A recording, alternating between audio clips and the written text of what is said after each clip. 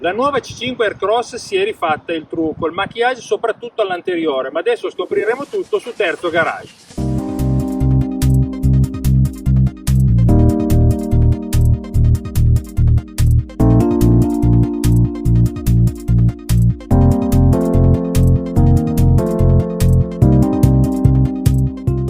Grazie alla concessionaria Armando Citroen di Alba per aver prestato questa C5 Aircross a Terzo Garage.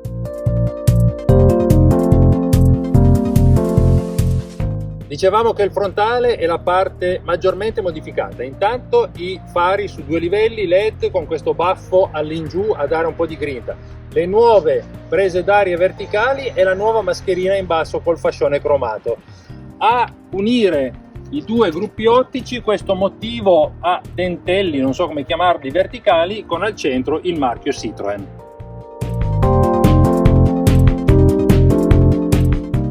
C5 Aircross ibrida.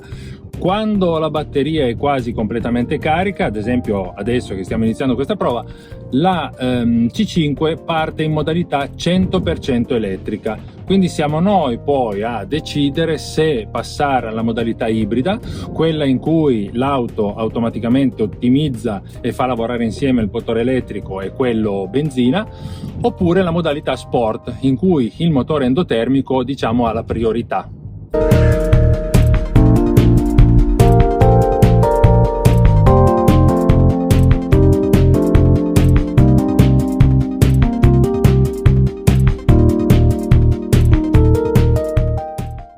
A bordo la sensazione di comfort è immediata, i sedili sono studiati proprio per dare la massima comodità e anche le sospensioni contribuiscono a garantire il comfort, perché qui abbiamo le Progressive Hydraulic Cushions, cioè i fine corsa a smorzatori idraulici che riescono a leggere, diciamo, meglio il terreno e quindi a assorbire meglio le asperità.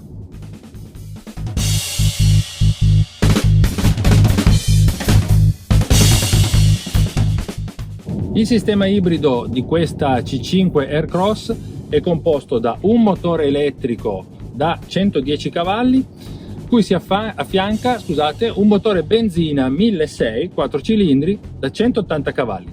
La potenza di sistema è 225 cavalli con una coppia di 360 Nm.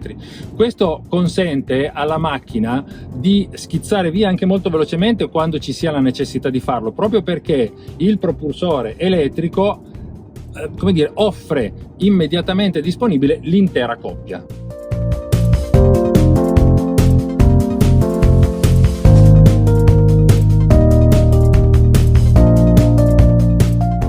La C5 Aircross Restyling, che è questa, all'interno negli allestimenti migliori, ad esempio questa è una Shine con anche alcune aggiunte di pack aggiuntivi, mostra, diciamo, una nuova disposizione per quanto riguarda l'infotainment, perché adesso ha questo grande touchscreen centrale da 10 pollici, mentre prima era da 8, con le bocchette di aerazione che sono state spostate sotto, mentre prima erano laterali, cosa che rimane ancora sulle versioni, diciamo, inferiori.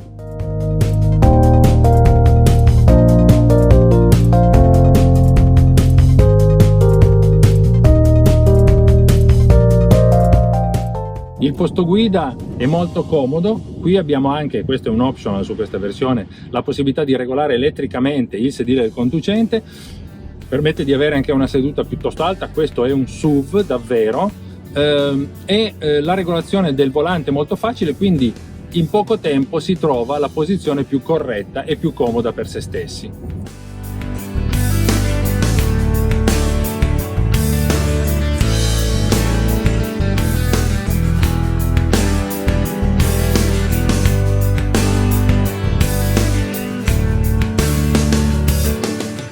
Molto ampio il parabrezza, molto ampi anche i finestrini laterali, quindi facilità di capire gli ingombri della macchina e di vedere bene la strada.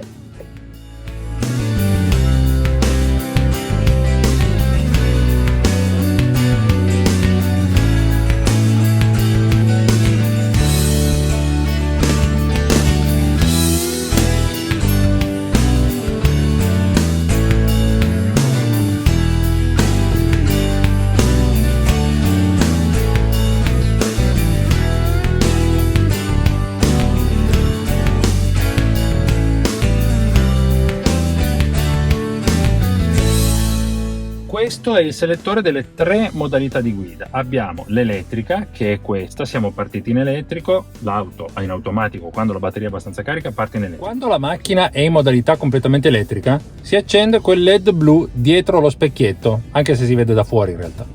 Possiamo andare a selezionare la modalità ibrida, in questo caso i 2 motori lavoreranno insieme quando noi, adesso siamo fermi, andremo a aumentare la velocità, oppure sport. Siccome sport richiede da subito maggior potenza e quindi richiede la presenza del motore termico acceso, vediamo anche qui che il motore termico a questo punto ha cambiato colore, è diventato caldo, diciamo, perché si è acceso. Qui abbiamo il touchscreen da 10 pollici con al di sotto la plancetta con i tasti pseudofisici, perché sono comunque anche a sfioramento, per attivare ad esempio le impostazioni del clima, il navigatore, impostazioni dell'auto, collegamento del telefono, le applicazioni varie, eccetera. Come su tutti questi sistemi del gruppo PSA bastano 3 dita per tornare alla home page, diciamo, e quindi andare a scegliere quello che vogliamo. Su questa plugin C5 Aircross plugin abbiamo questo tasto della saetta che serve per capire come si stia comportando il sistema elettrico ibrido e quindi la batteria. Qui abbiamo una batteria da 13,2 kW che possiamo caricare con il cavo in dotazione fino a 3,7 batteria 13,2 kWh, scusate, che possiamo caricare fino a 3,7 kW. E qui vediamo, vedete, quando io vado in rigenerazione la batteria si carica, il flusso di energia va dalle ruote alla batteria, al contrario la batteria genera energia.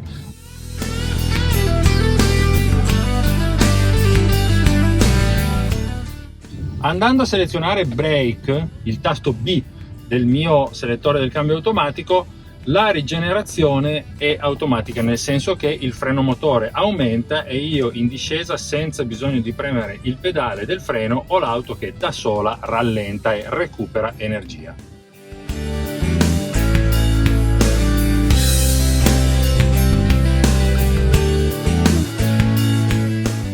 Allora, l'autonomia in modalità puramente elettrica, quindi sfruttando solo la batteria, è dichiarata 55 km.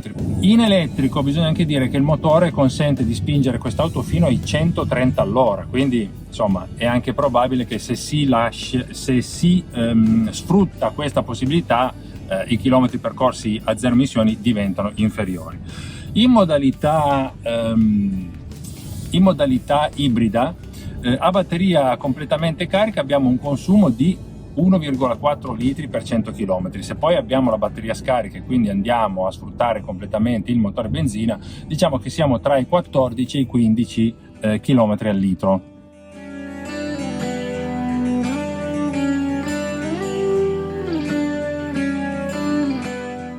Il sistema, grazie anche alla coppia disponibile subito, comunque permette a quest'auto degli scatti piuttosto buoni. Infatti lo 0-100 viene completato in 8,9 secondi. Ovviamente quando a lavorare solo l'elettrico il silenzio è assoluto, però bisogna dire che l'insonorizzazione è anche buona quando entra in gioco il 1600 benzina.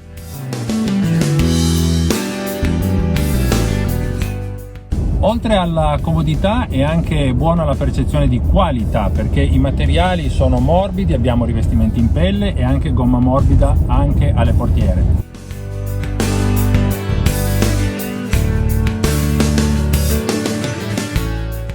Il cambio è un EAT8, quindi un convertitore di coppia a 8 rapporti che si può, volendo, azionare in manuale con le palette al volante. Bisogna dire che, forse questo è un difettuccio, le palette al volante non sono solidali con lo sterzo, quindi nel caso dovessimo affrontare dei tratti con parecchie curve potrebbe diventare un po' più difficile utilizzarle. Da dire che il lavoro delle AT8 è molto buono, nel senso che le cambiate sono molto dolci, si percepiscono appena e quindi davvero contribuiscono anche in questo caso a migliorare il comfort di guida.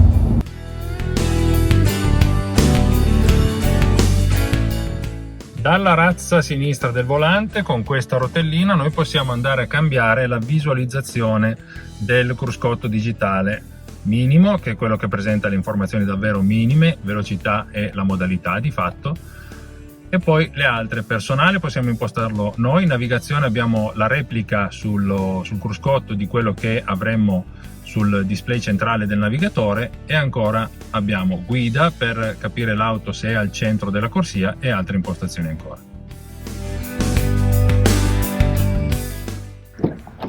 Salire dietro è facile, l'apertura molto ampia delle porte, molti centimetri sulla testa perché il soffitto è parecchio più alto rispetto all'ingresso. Anche davanti ho le ginocchia libere e ho la possibilità di spostare i sedili singolarmente, che scorrono di 15 centimetri.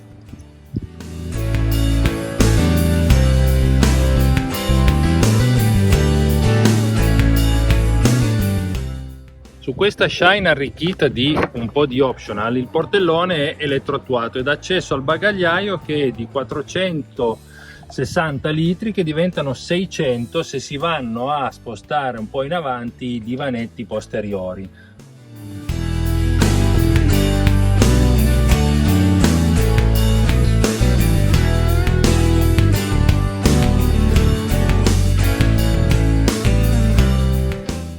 Nessun problema sugli sterrati o per il fuoristrada leggero, perché l'auto è alta 23 cm da terra.